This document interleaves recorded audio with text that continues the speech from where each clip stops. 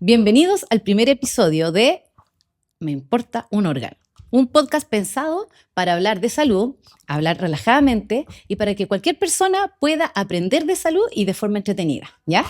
En este primer episodio invité aquí a mi gran amigo Daniel Plaza. ¿Cómo Gracias, estás, querida. Dani? Todo muy bien. Gracias. Feliz Háblanos, de estar acá. háblanos un poquito de ti, Dani, para que la gente sepa quién eres. Feliz. Mira, te cuento un poco. Yo soy kinesiólogo de profesión, igual que tú. Y me he especializado a lo largo de los años en medicina integrativa.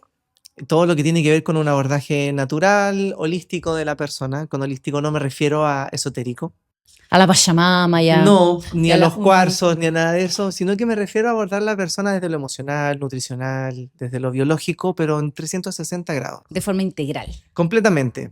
Inicié este camino, la verdad es que hace como unos 18 años más o menos, y mucho antes de titularme como kinesiólogo, yo ya estaba metido en este mundo de entender desde otras aristas que en ese punto me lo dieron las terapias complementarias, empezar a entender el cuerpo humano y de que al parecer se importaba lo que comíamos, al parecer se importaban las emociones, al parecer se importaba cuánto descansas, cuánto duermes, cómo te mueves, etcétera. Entonces me di cuenta que en la universidad todo lo que nos enseñaban en la carrera era una parte, y tenía su sustento, pero quedaba coja en un montón de cosas. Y ahí fue que empecé a estudiar y llegué a estudiar acupuntura, yoga, qigong, estudié fitoterapia, estudié eh, más de 15 disciplinas distintas hasta llegar a... ¿Y cómo llegaste a la kinesiología? O sea, llegué a la kinesiología propiamente tal en mi vida por un accidente que tuve cuando era chico, que tuve que vivir la kinesiología muy de cerca. Quedé sin caminar casi un año. ¿Qué te pasó? Me mordió un perro y me sacó todo el músculo de la pantorrilla izquierda. Y en ese proceso no podía caminar, tenía la pierna abierta, o sea, no me podían hacer un injerto porque me iban a dejar un hoyo en otro lado.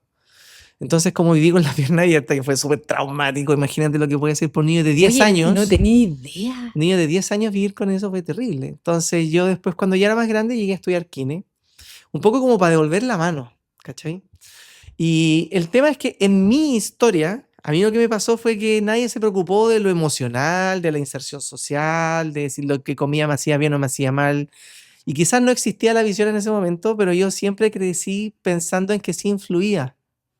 Entonces cuando llega el punto de estudiar la carrera profesional, yo digo, oye, pero esto hay que complementarlo con algo más. Y así fue como empecé a estudiar un montón de cosas. Incluso este año terminé mi magíster en microbiota humana. Pero no es lo único que hago, un montón de cosas más. Lo sé, lo sé. La kinesiología, la medicina integrativa es por un lado un pilar importante en mi vida, pero más importante es la docencia, Tu en mi hiperfoco, tu caso. hiperfoco. Mi hiperfoco está en la docencia, en enseñar. Siento que tengo una habilidad muy buena como para explicar de forma simple las cosas que son muy complejas. Y esa docencia la he llevado al mundo de la salud, la he llevado también al mundo de los negocios, porque soy empresario, tengo distintos tipos de empresas, desde productoras de ventas hasta agencias de marketing, pero en el ámbito salud, principalmente en el área clínica y en el área educacional es donde más me he desempeñado. O sea, tu día tiene 35 horas. Tiene 36, yo creo, en realidad, te falta una.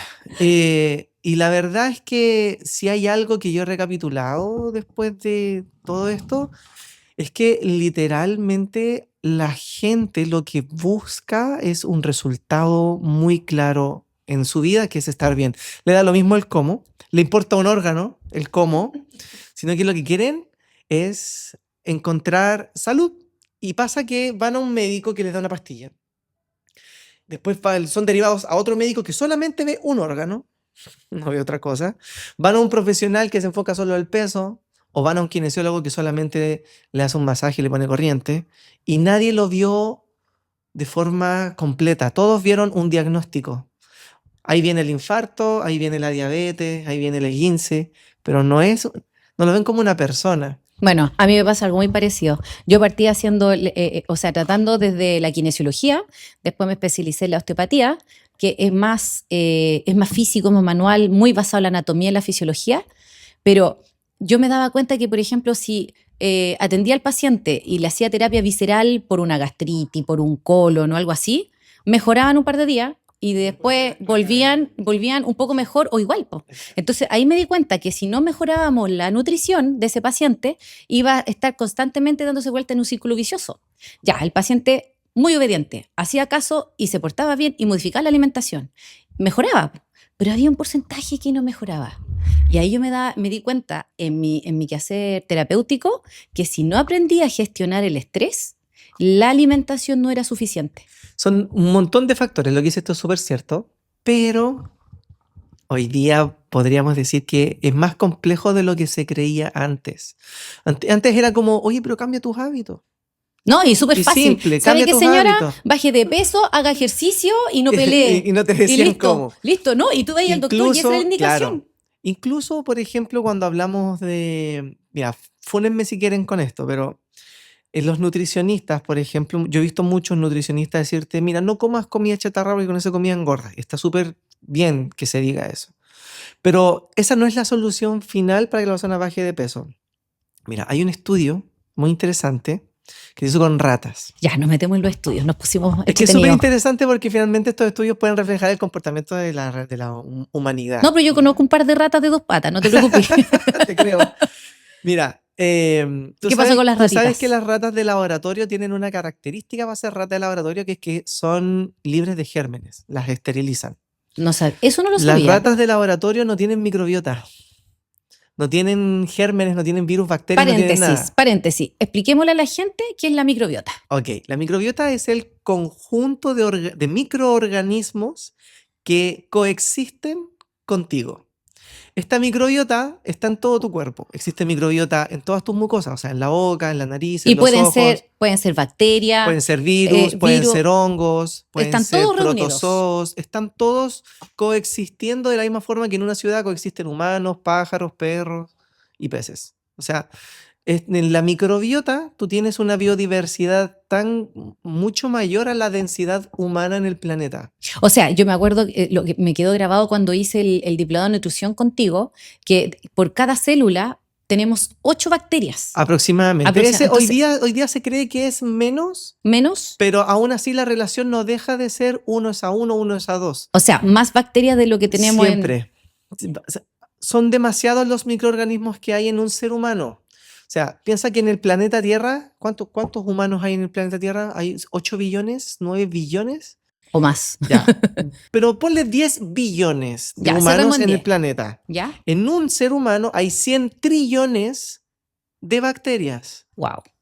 ¿Me entiendes la diferencia? O sea, la densidad bacteriana en un ser humano es una cosa... No, y que la gente entienda que una bacteria no es necesariamente mala. No, no, para nada. Bueno, vamos a llegar a eso.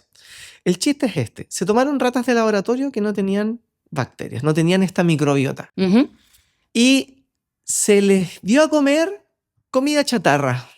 Al mismo tiempo se tomaron ratas de la calle, el clásico guarén de alcantarilla, y se les dio a comer comida como si fuera un McDonald's, a dieta alta en grasa saturada. ¿Qué pasó después de un tiempo? La rata de alcantarilla estaba obesa, con resistencia a la insulina, con hipertensión, o sea, tenía todas las comorbilidades. Lo que estamos viendo hoy en día. Exacto. Y la rata de laboratorio estaba igual. Había tenido la misma dieta, pero la rata de laboratorio estaba igual. Entonces, ¿qué pasa? ¿Se trata realmente de lo que comes? O hay que encerrarse en un laboratorio. O hay que esterilizarse. Bueno, la solución es tomar 2 litros de cloro. No, mentira. Lo que ocurre acá es que la microbiota es realmente la que va a decidir si tú engordas o no, no la comida que comes. La comida que tú comes puede ser procesada, digerida o simplemente puede no ser absorbida, porque no todo lo que tú comes tiene por qué ingresar a tu cuerpo. Mira lo que te voy a decir. El sistema digestivo es un órgano externo al cuerpo humano. Tu sistema digestivo no es interno. Pareciera que sí, porque obviamente las tripas están dentro. Pero ven así. Si yo saco todo tu tubo digestivo y yo lo estiro, Hay varios metros. voy a poder ver por dentro de él. Sí, es un tubo que Es parte en un la tubo. boca. O sea, todo lo que está dentro sigue siendo fuera de tu cuerpo. Es lo que está directamente en contacto con el exterior. Po. Porque si yo tomo un alimento y yo lo como, o sea, si yo tomo más fácil, si yo tomo una tuerca y yo me trago una tuerca, Va a salir la tuerca. va a salir la tuerca porque no entró al cuerpo. Transitó por el cuerpo, pero no entró al cuerpo. No me va a pasar que después decir, oh, se me trabó el hombro, no tengo la tuerca. No, no va a pasar eso, porque no entra al cuerpo. Si tú te comes un McDonald's o lo que sea, si tú no tienes la microbiota que toma esas cosas malas y la ingresa, no te va a ingresar. Entonces, eso lo vas a literalmente lo vas a desechar, por no decir cagar. Entonces, lo que ocurre acá es que personas que tienen una mayor diversidad microbiana ¿Ya? en su microbiota tienen una mejor tolerancia y una mejor respuesta ante cualquier tipo de alimento, cualquier tipo de dieta, cualquier tipo de, incluso alimento nocivo o negativo, ¿ya? Pero personas que han perdido esta diversidad no tienen cómo reaccionar bien y pasa de todo, el intestino se vuelve permeable y encontramos en la sangre cosas que no deberíamos Ya. encontrar. Otro paréntesis, intestino permeable. ¿Qué es el intestino permeable? Es un intestino que va generando como hoyitos, porque la inflamación rompe las uniones de la célula y al romper las uniones de la célula en el intestino se generan hoyitos y por esos agujeros entran bacterias, entran alimentos no bien digeridos que van a producir una hiperactividad del sistema inmunológico. Mira, traduzcamos eso porque suena quizá un poco complejo. Piénsalo así. O en realidad toma conciencia de esto. ¿Tú alguna vez has visto una célula en el microscopio cuando estabas en el colegio y tenías que poner tu microscopio para ver una célula Sí. y que era muy pequeñita? Ya. El intestino realmente tiene de grosor entre la superficie por donde va pasando la caca y donde está la sangre absorbiendo, el grosor que hay entre eso es de una célula. Es como una tele célula, cebolla. es una tela de cebolla Una tele que tiene la cebolla. capacidad de absorber y debajo de eso está lleno de sangre. La capacidad de que esa tela de cebolla se rompa es muy fácil. ¿Cómo se rompe? En la ciudad, llevémoslo como en los micros y los macros. Si es lo mismo que tú ves en la ciudad, es lo que pasa dentro de tu cuerpo. Si tenemos la ciudad llena de vándalos, llena de personas que quiere destruir la ciudad, que quiere romper todo, es muy fácil que rompan los muros, que rayen, que hagan grafitis, que hagan lo que sea. ¿No es cierto? Y tenemos una fuerza por ahí policial que los puede controlar y perseguir. Y contenerlos. Y contener. O sea, y por otro lado, el que hace el graffiti no lo hace entre medio de mucha gente, espera estar solo para hacerlo, ¿no es cierto? Ya, en la microbiota como que pasa algo un poco similar. Si es que las bacterias malas están solas, ¿qué van a hacer? Van a destruir. No hay nadie que las controle. Si es que hay mucha diversidad bacteriana, esas otras bacterias controlan a las que son las que Entonces, se en el portan fondo, mal. la diversidad de bacterias y de microorganismos que están se controlan Se controlan entre sí. y se controlan y no dejan que ninguna sobresalga ni crezca más que el resto. Exactamente. Entonces existe ahí lo que se llama una simbiosis, ¿ya? Que es que las bacterias están siendo buenas. O sea, ¿Ok? es una relación simbiótica, tú ganas, yo gano. Exactamente. ¿Y qué es lo que pasa acá? Que está muy de moda que la bacteria, por ejemplo, la Helicobacter pylori, tú al médico que le preguntes, y es cierto, médicos. El que le preguntes te va a decir que la bacteria es mala y no es así, eso es una mentira. La Escherichia coli no es mala, la Helicobacter pylori no es mala. De hecho, la Helicobacter pylori produce vitamina B12, produce mucosa, hace un montón de cosas. El El problema es cuando crece demasiado. El sobrecrecimiento. Y ahí se vuelve un problema. Pero el problema Porque no siempre es. está, por eso no Siempre es ha mala. estado. Es una bacteria que tiene el 100% de la población. Lo mismo ocurre con la cándida, que es un hongo. ¿ya? El problema es cuando bajan las bacterias, sube la cándida. Y la cándida empieza a secretar. Cándida es un hongo, ojo. Es un hongo. No sé si vieron la serie muy de moda The Last of Us de Pedrito Pascal. Por supuesto, Pedrito Pascal. The Last of Us es una serie donde hay un hongo que es el Cordyceps, ¿no es cierto? Que se apodera del huésped. O sea, el hongo toma posesión del sistema neurológico. Estáis spoileando la que no lo han visto. Véanla porque es súper buena. No les voy a contar qué pasa al final porque... no, mentira.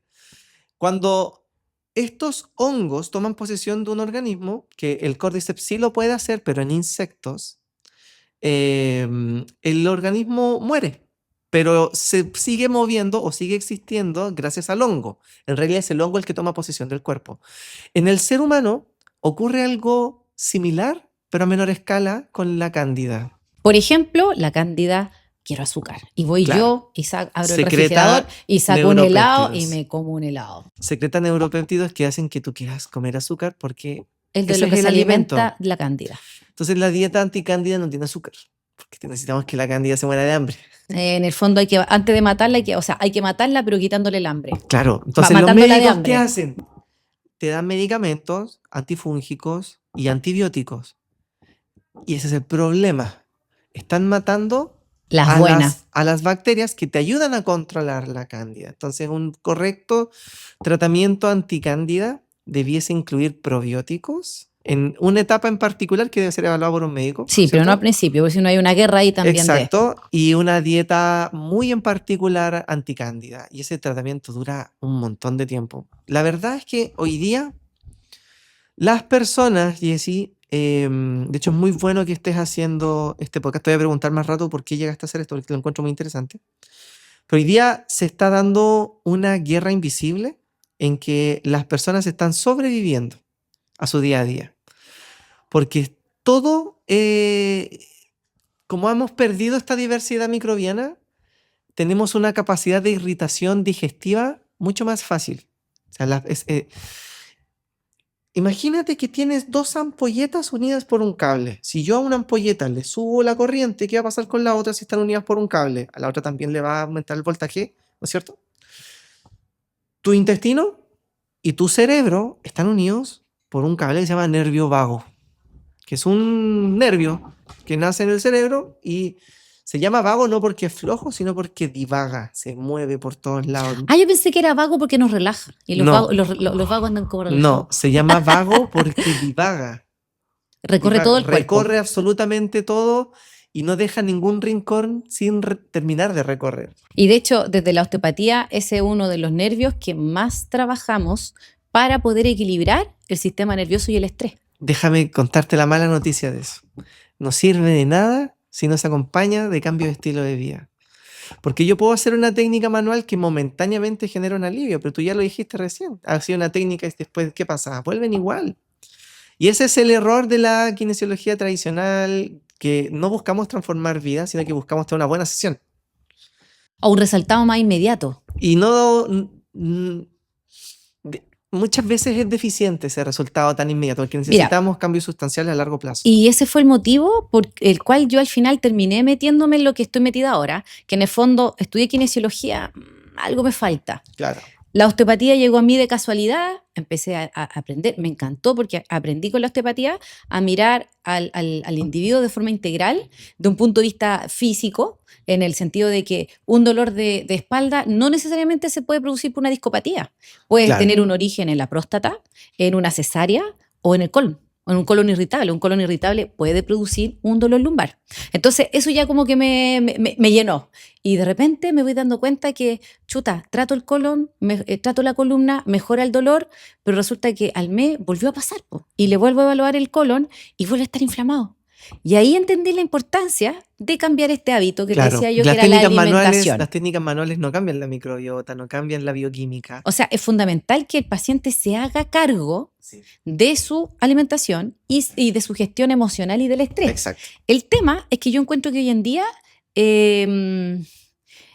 tú le puedes decir, o sea, yo lo he visto y lo viví. Voy al doctor, una vez fui a un gastroenterólogo porque tenía mucha gastritis y en menos de 10 minutos me atendió y al final no me preguntó en qué trabajaba, no me preguntó qué comía, es como, ya, ¿qué tiene? Esto ya, me dio esomeprazol y probiótico y me mandó para la casa. Y yo salí tan indignada porque no me preguntó nada y yo en ese momento pensé que sabía más que él, porque ¿cómo no me hace una anamnesis más profunda?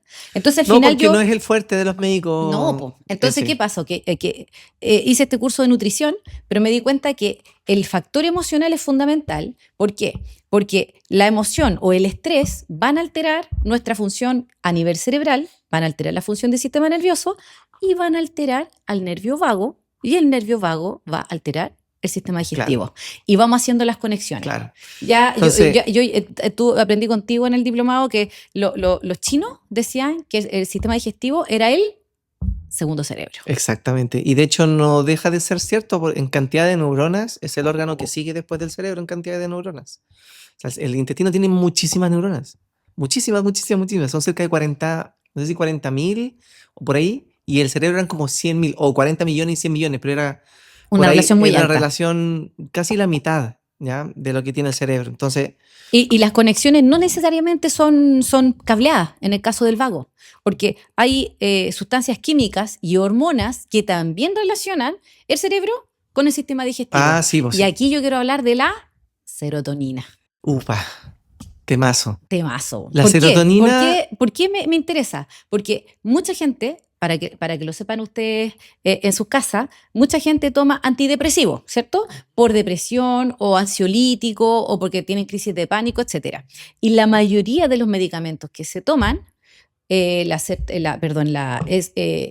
sertralina? el clonazepam, Las el benzodiazepinas. clotrazepam, las benzodiazepinas, lo que hacen es inhibir la recaptación de serotonina. Claro, para O sea, que haya todo más esto- serotonina. Todos estos medicamentos que toma toda la gente que está con psicólogo, con psiquiatra, toma medicamentos que la gran mayoría son inhibidores de la recaptación de la serotonina. ¿Qué quiere Yo creo decir que eso? nadie entendió eso.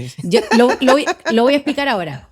En el cerebro tenemos la conexión entre las neuronas y se comunican entre ellas mediante sustancias químicas. Y una de esas sustancias químicas es la serotonina. Y lo que hacen estos medicamentos es que la vida útil de la serotonina entre las neuronas dure más tiempo, Claro. porque tienen una baja de serotonina.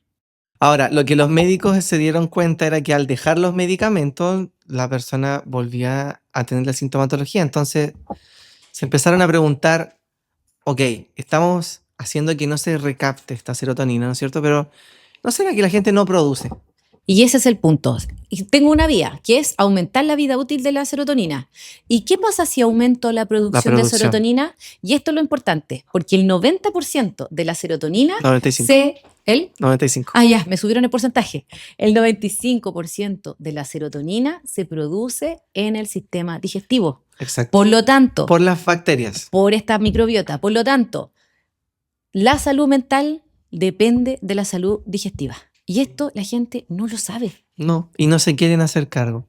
Pero mira, independiente de, hay formas muy fáciles de solucionar este problema. Muy fáciles. Que no requieren tomar medicamentos a largo plazo, que no requieren someterte a dietas extremas, no tengo que hacerme un bypass gástrico, no tengo que comprarme el probiótico más caro tampoco. No. De hecho, si tú no te... Porque hay mucha gente que no le gusta tomar nada. Yo soy de esos. Antipastillas. Yo soy de esos. Dímelo a mí. Yo no, o sea, me tomo algo para el dolor de cabeza ya si es que de verdad no doy más dolor de cabeza. Pero no suelo tomar pastillas para nada más. Incluso si es que es una vitamina o si es un probiótico, tampoco me los tomo porque soy malo para tomarme algo, ¿ya? Y hay gente, yo sé que hay gente allá afuera como yo. Entonces, ¿cómo lo hacemos los que no nos gusta tomar algo y que no queremos hacer un tratamiento tan extremo, no nos queremos meter en una detox, no queremos hacer una intervención tan intensa? Simplemente la primera línea de acción debe ser no preocuparte por qué tienes que comer o qué tienes que consumir o qué tienes que comprar. Tienes que preocuparte qué tienes que dejar. Porque esto viene de cuando éramos cabros chicos. Porque cuando nosotros crecimos viendo tele y en la tele te metían un comercial, compra. Después veías la radio, escuchabas la radio, compra.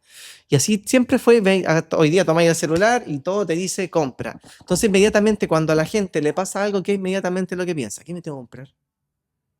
No piensan Cambiar. ¿qué tengo que dejar de hacer? ¿Qué tengo que dejar? Es que no digamos cambiar hábitos. Digamos simplemente deja de hacer algo. Porque cambiar hábitos muchas veces es incorporar algo también. Pero basta con que dejes los refinados, con que dejes los ultraprocesados y dejes el azúcar refinada y tu microbiota sola va a empezar a restablecerte si es que tú comes verduras. ¿Sabes por qué te hablo de hábito? Porque a veces uno dice cambia hábito y uno como paciente es como, cambiar hábito y como que ya genera rechazo, así como, Claro. no voy a cambiar hábito. Pero a veces son cosas súper simples, porque por ejemplo, cambiar un hábito, comer tranquila, masticar bien mi comida, no ver tele mientras estoy comiendo, no ver el celular mientras estoy comiendo y hacer que comer sea un momento de relajo, Exacto. de disfrute, de conexión. Y ahí solamente con comer tranquilo y disfrutar tu comida estás cambiando un hábito. Entonces 100%. cambiar hábitos no es tan...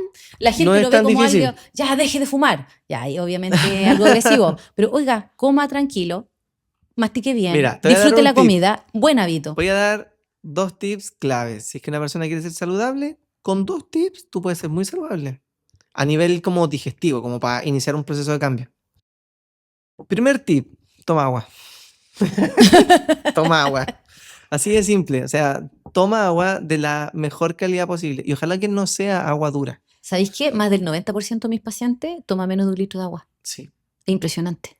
Entonces hay que empezar a incentivar que la gente tome agua, ¿ya?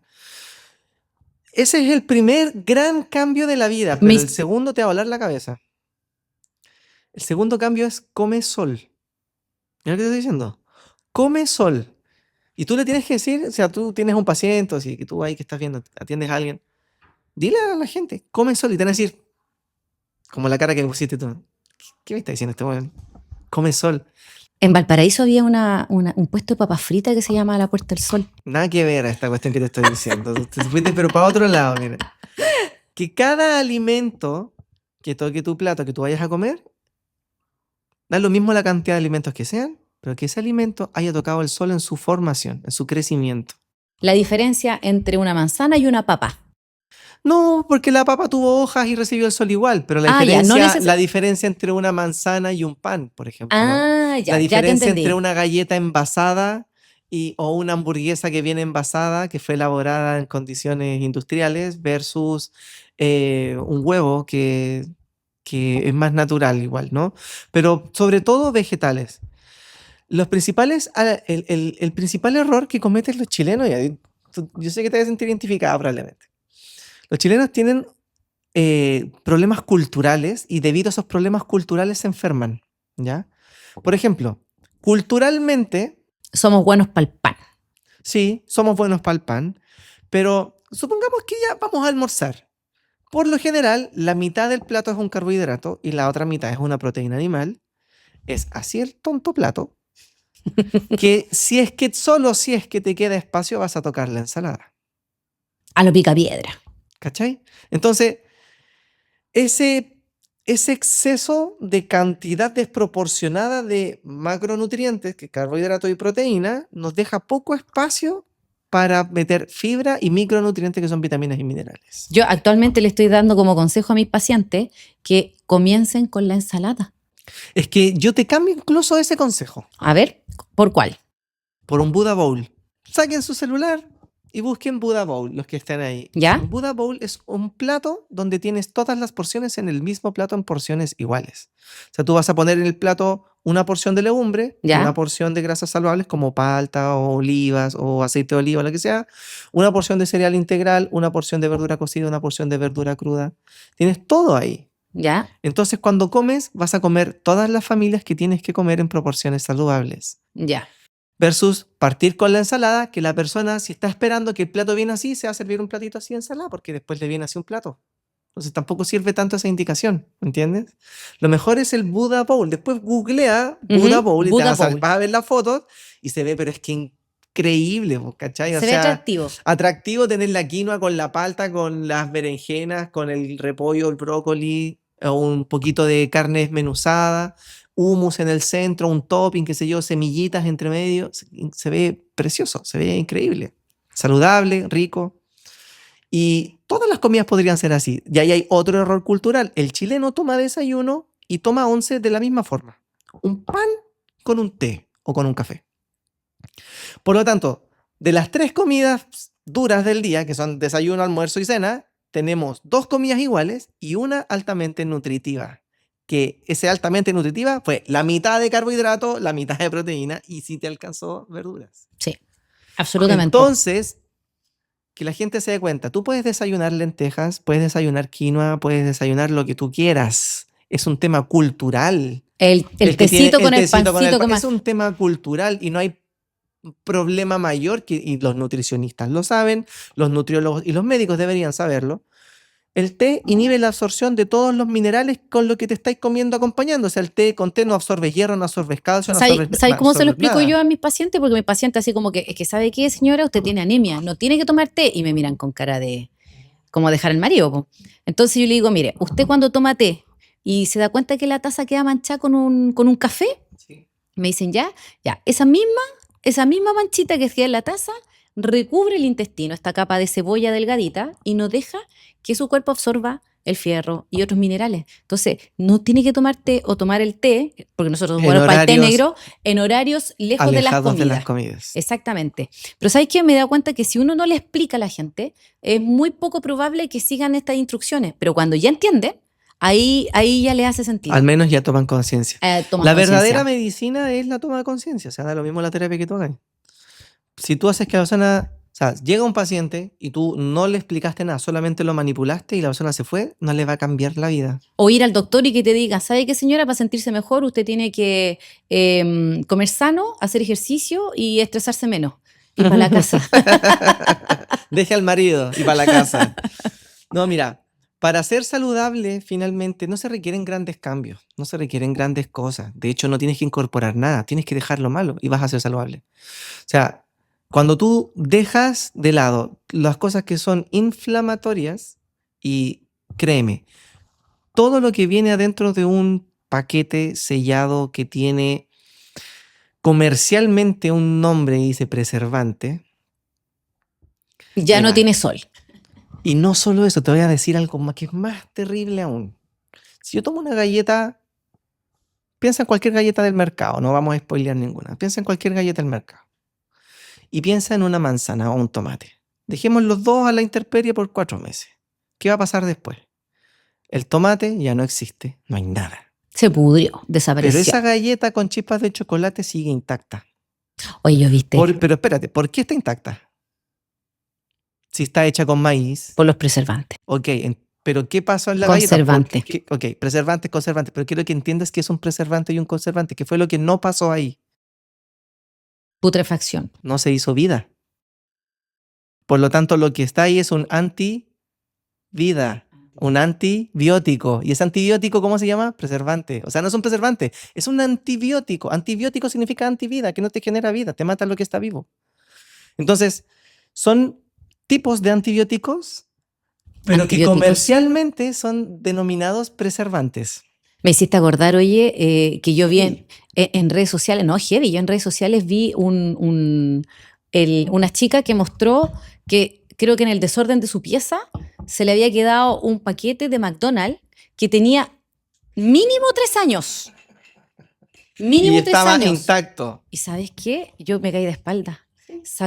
Abrió el paquete, sacó el McDonald's y la hamburguesa estaba casi de hecho, intacta. ¿sabes no que había debido a esa hongos, no historia, había bacterias, no había nada. Burger King se apropió de esa misma historia que tú estás contando ahora y hizo su publicidad. ¿Sabes cómo fue la publicidad de Burger King? La propia hamburguesa de Burger King podrida.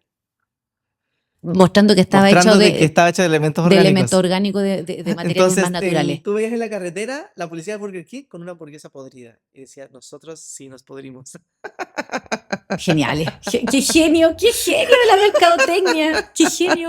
Bueno, el chiste acá es que cuando a los niños le decimos, no, un dulcecito, una galletita, no pasa nada, tú le estás creando el hábito inconsciente al niño, porque el niño no tiene por qué saberlo y él no es el responsable de tomar la decisión, sino que los padres. El niño dice, bueno, no pasa nada, me como una galletita, después me como 3, después me como 5, después cuando grande me como las que quiera. Y vamos acostumbrándonos. Vamos matando bacterias, porque tú te comes una cookie y matas bacterias con los preservantes que se liberan en tu intestino. Increíble, increíble. ¿Cachai? Entonces, cada galleta que ha venido en un envase son, no cientos, miles de bacterias menos que tú estás dejando en tu organismo. Entonces, ahora yo quiero complementar lo que tú estás hablando del tema de la microbiota, la alimentación, de cómo la alimentación afecta nuestro sistema nervioso y el sistema nervioso a través del vago afecta la alimentación y cómo la inflamación del sistema digestivo activa el sistema inmunológico generando inflamación y lo que a mí más me llega a consulta son pacientes que llegan y se sientan y me dicen, ya, ¿por qué viene? Es que me duele el cuello, tengo una tendinitis en el hombro, tengo una tendinitis en el codo, me duele una rodilla y me duele el tobillo. Y les duele todo. Entonces, no tiene ningún problema en ningún lado. Tiene una exacerbación de su sistema. Porque yo quiero que la gente entienda que cuando este sistema digestivo está inflamado, ya sea por el manejo del estrés o ya sea por los estilos de alimentación, el sistema digestivo se va a inflamar y el sistema digestivo va a hacer que el sistema inmunológico se active. Mira. Que debiera ser un sistema que está apagado. ¿Y qué va a hacer? El sistema inmunológico de todo el cuerpo se va a activar y en términos simples, para que se entienda, es como que la inflamación se activa en el cuerpo de forma generalizada. Por lo tanto, si yo tengo un problemita en una muñeca o en un hombro y mi cuerpo está inflamado, eso va a hacer que esta muñequita o este hombro, ¡pum!, se inflame y empiecen a doler. Entonces, a mí lo que me llamó la atención y lo que me hizo y me empujó a hacer más estudios es de entender de que los pacientes llegan inflamados, vienen a verme por un lumbago, pero lo que yo veo son cuerpos inflamados. Exactamente. Y es así. ahí entramos en la enfermedad metabólica, Y eso que es lo que vendría siendo el tiene, nombre de este cuerpo inflamado. y eso es lo que tiene que entender también un psicólogo, por ejemplo, porque cuando llega esa persona con depresión y con estrés, lo que tiene al frente es un cuerpo Inflamado. y cansado de esa inflamación constante. Entonces, el cuerpo ya agotó sus recursos y se deprime completamente. Esa persona no quiere salir de la cama. Después de tanta inflamación, el cuerpo se quemó. ¿Me Absolutamente. entiendes? Entonces, si un psicólogo no es capaz de ver eso, porque solamente para él, Un dentro de psicólogo, sus competencias, solamente ve la mente, un psiquiatra. y un psiquiatra, Porque el obvio, paciente llega al todos. psiquiatra, le O da sea, a mí, y esto es lo más funable, pero es lo que más me importa de transmitir. Sácate tu título. O sea, yo a los kinesiólogos les digo, olvídate que eres kinesiólogo. Si tú de verdad quieres ayudar, olvídate que eres kinesiólogo, porque estás tan limitado a que solo los respiratorios, los neuros, los músculos esqueléticos. Dejaste de ver la emoción, la importancia de la alimentación y dicen, pero es que es intrusismo laboral. No, es hacer bien tu pega.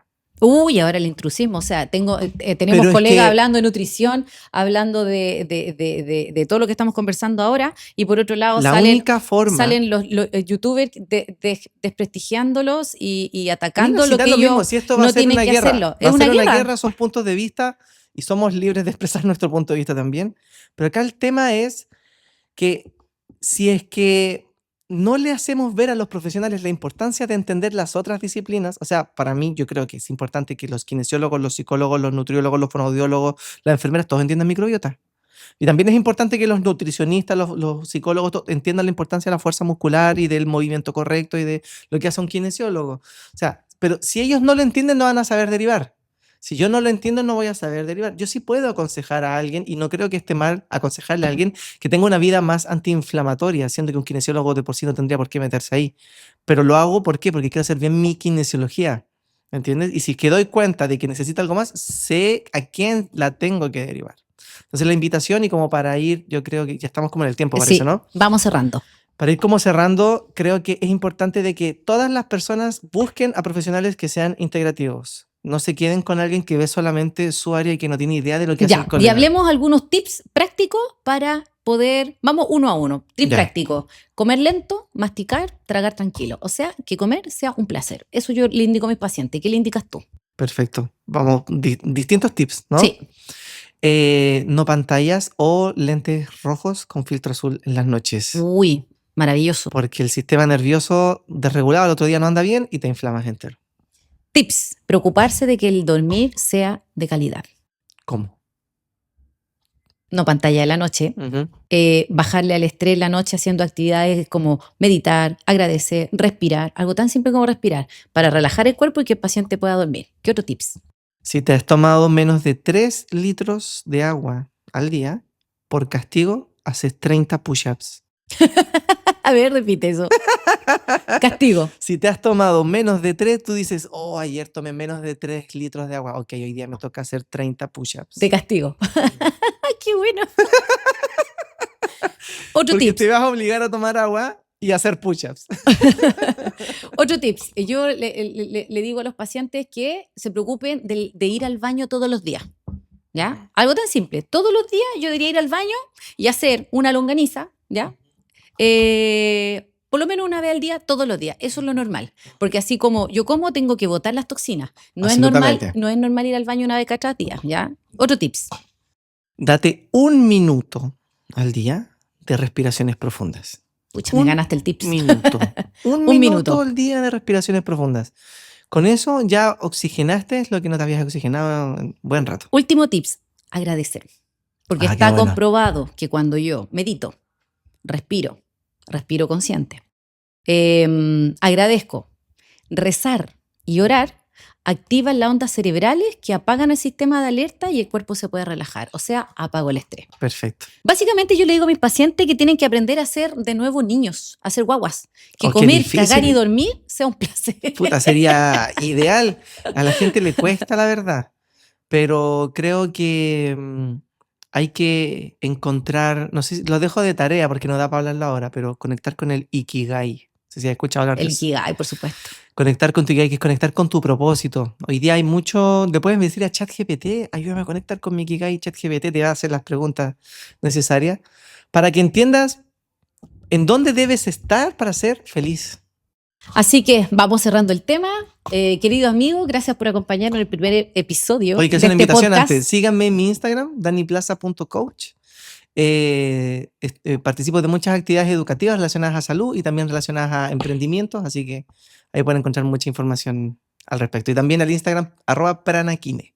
Y yo los dejo invitados para el segundo episodio porque esta temporada va a estar muy entretenida en este podcast. ¿Quién Me está en el importa segundo? un órgano. ¿Quién está en el segundo? En el segundo voy a hablar de los estilos de crianza, pero todo relacionado al estrés. Por eso este episodio era particularmente importante, dejarle claro a la gente la importancia del estrés y del sistema digestivo, porque esto va a ser la base de todos los episodios que vienen a continuación. Buenísimo. Si no me equivoco, el siguiente episodio son los estilos de crianza y cómo el estrés afecta mi estilo de crianza y cómo el estilo de crianza me estresa. Y cómo esto repercute en mi calidad de vida y en lo que yo estoy enseñándole a mi hijo. Buenísimo. Así que los dejo invitados, chicos, porque va a ser un podcast muy entretenido. Felicitaciones. Gracias. Éxito. Gracias.